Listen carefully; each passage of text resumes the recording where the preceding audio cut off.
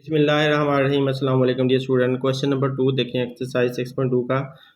For the following right angle triangle, ये जो नीचे राइट एंगल वाली एक ट्राइंगल दी हुई है, यहाँ पर इसका राइट एंगल है। बी के ऊपर यहाँ पर देखें बॉक्स बना हुआ है, तो बॉक्स का मतलब ये है कि ये एक 90 का एंगल है। ए बी सी इसका नाम है, A B C. Find the trigonometric ratios, हमने ट्रिग्नोमेट्रिक रेशियोज फाइंड करनी है। For which measurement of angle A is equal to phi, ये मेजरमेंट ऑफ एंगल ए है और ये इसको फाई, उसका फाई का नाम दिया हुआ है। And measurement of angle C is equal to theta, और ये एंगल सी है, इसकी चीज़ को थीटा से जाहिर किया गया है। तो डियर स्टूडेंट देखें, इसमें एंगल थीटा और एंगल फाई दिया गया है, और हमारा सवाल का जो डाटा है उसके अंदर भी एंगल थीटा और एंगल फाई के लिहाज से ट्रिग्नोमेट्रिक रेशियो दी हुई हैं। मतलब ये कि ट्रिग्नोमेट्रिक रेशियो का मतलब है sine theta, cos theta, tan theta, sine phi, cos phi और टेन फाई, ये सारी ट्रिग्नोमेट्रिक रेशियोज़ हैं जिनको हमने बारी बारी फाइंड करना है। तो क्योंकि ये ट्राइंगल कम्प्लेक्स है, इसके अंदर थीटा भी दिया हुआ है एक साथ और फाई भी दिया हुआ है, तो हम इसको सिंपल ट्राइंगल बना लेते हैं। मतलब ये कि हम इसके दो ट्राइंगल कर लेते हैं, एक थीटा वाली और एक फाई वाली, और इस तरह से हम आसानी से सॉल्व कर लेते हैं। तो इससे पहले आप एक ये बात इसकी गौर कर लें कि यहाँ पर ए वर्टेक्स है, तो यहाँ पर ए लिखा हुआ है तो उसके सामने स्मॉल ए लिखना है आप लोगों ने। जहाँ पर बी लिखा हुआ है तो उसके सामने स्मॉलर बी लिखना है, क्योंकि ये जो साइड है सारी ये बी कहलाती है। तो यहाँ पर जहाँ पर सी लिखा हो उसके सामने स्मॉलर सी लिखना होता है। तो इस तरह से साइड्स के अल्फ़ाबेट के लिहाज से नाम रखे जाते हैं। तो अब हम अपना सवाल सोल्व करते हैं।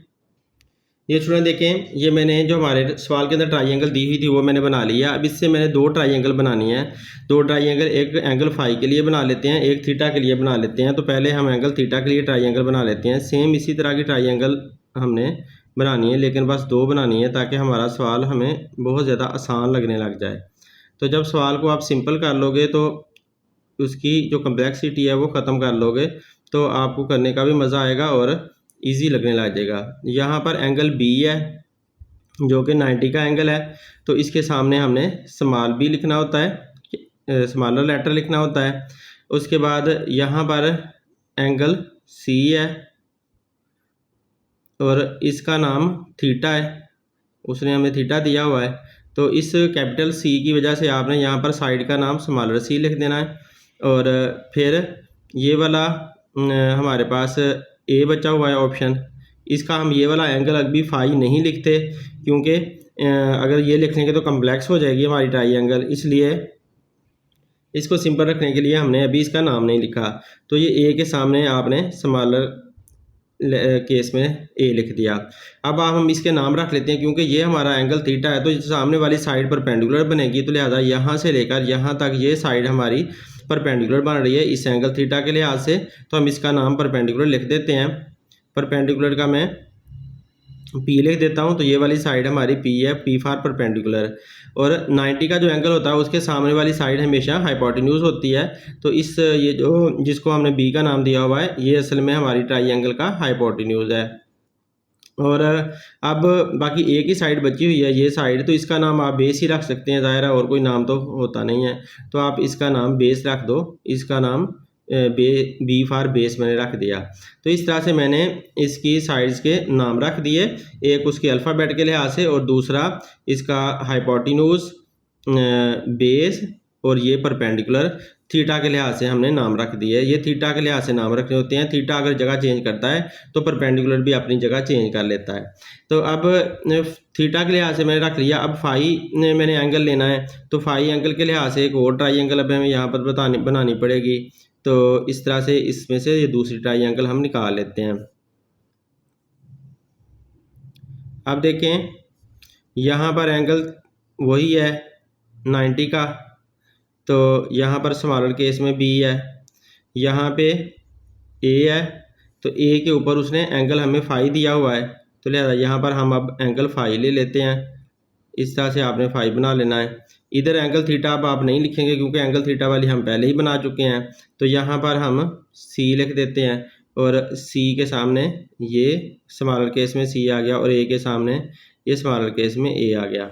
अब देखो क्योंकि अब हमारा ये एंगल थीटा है तो अब परपेंडिकुलर ये साइड बनेगी, इसके सामने वाली अपोजिट साइड ये वाली परपेंडिकुलर बनेगी। आप पहले इसको परपेंडिकुलर लिख लो, पी इसको लिख लिया, और 90 के सामने हमेशा हाइपोटेन्यूज ही होता है। ये 90 का एंगल है तो इसके सामने अपोजिट वाली साइड हाइपोटेन्यूज होती है, तो इसको आप हाइपोटेन्यूज लिख लें, एच लिख लें।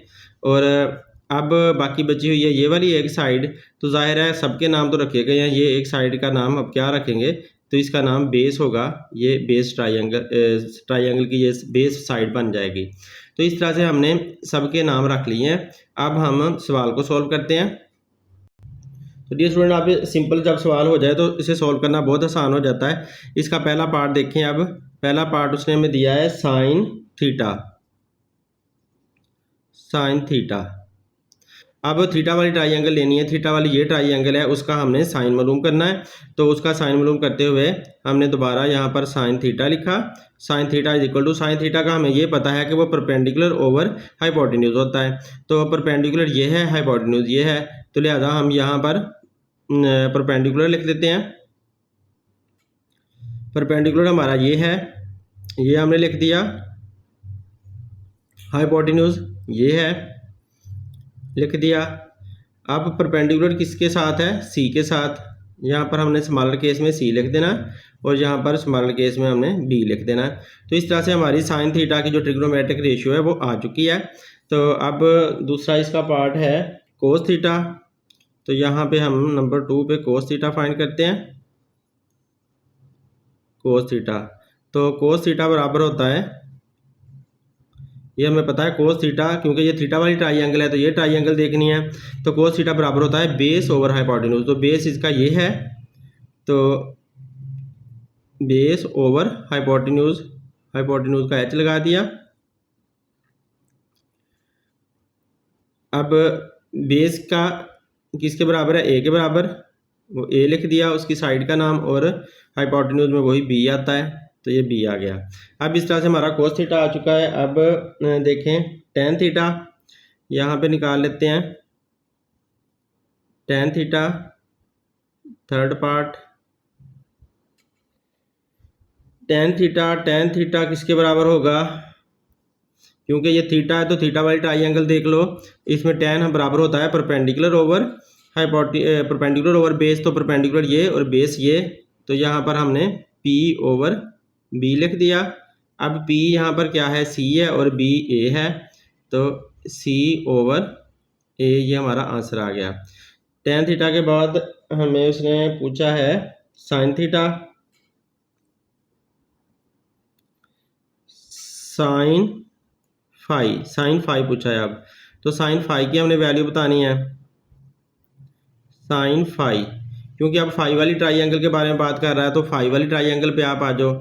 यहाँ पर देखो जब साइन फाई वाली ट्राइंगल देखते हैं तो इसका परपेंडिकुलर ये है, तो साइन थीटा बराबर होता है ना परपेंडिकुलर ओवर हाइपोटेन्यूज के, तो इसका परपेंडिकुलर ये है और इसका हाइपोटेन्यूज ये है, तो हम लिख देते हैं इसका परपेंडिकुलर ओवर हाइपोटेन्यूज। अब की बात देखो, परपेंडिकुलर के ऊपर ए आ रहा है और हाइपोटेन्यूज पर वही बी आ रहा है, तो इसका आंसर क्या हुआ, ए ओवर बी। तो देखो आंसर चेंज हो चुका है, पहले यहाँ पर सी ओवर बी आया था तो अब ए ओवर बी आया, क्योंकि थीटा ने अपनी जगह चेंज कर ली, तो इसलिए ट्रिग्नोमेट्रिक रेशियो भी चेंज हो जाती है। तो अब नेक्स्ट पार्ट इसका देखो, नेक्स्ट पार्ट इसका है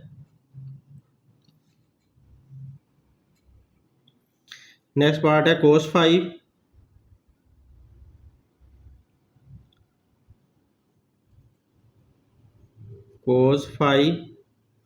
कोस फाइव निकालने के लिए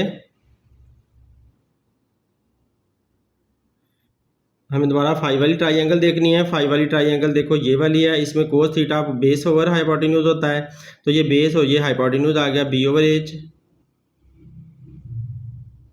अब की बार बेस सी है और एच बी है, सी ओवर बी, ये इसका आंसर आ गया। अब इसका नेक्स्ट पार्ट देखें, sixth part.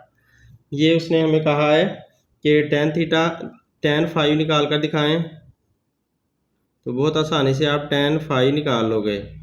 Ten phi is equal to, अब क्योंकि फाइव वाली ट्राइंगल यूज़ करनी है तो यहाँ पर देखो फाइव वाली ट्राइंगल में टेन थीटा बराबर होता है परपेंडिकुलर ओवर बेस, तो perpendicular P over B P over B।